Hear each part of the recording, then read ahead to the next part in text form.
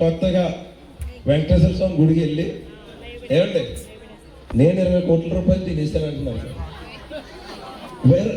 వెంకటేశ్వర స్వామి గుడికి వెళ్ళి నేను గుడి ఆపేసాను అంటున్నారు.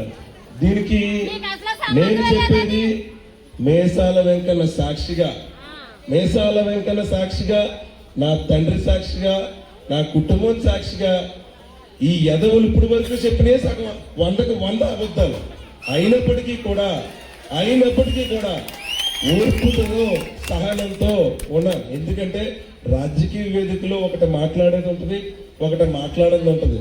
నాకు నేనుగా నిబద్ధతతో ఖచ్చితంగా మీ అందరి ముందు నిజాయితీగానే ఉన్నాను. కానీ రాజకీయ పరిస్థితులు ఏంటంటే కొన్ని మాట్లాడగలిగినవి ఉంటాయి, కొన్ని మాట్లాడలేనివి ఉంటాయి, కొన్ని అవసరమైనవి ఉంటాయి, కొన్ని అవసరం లేనివి ఉంటాయి.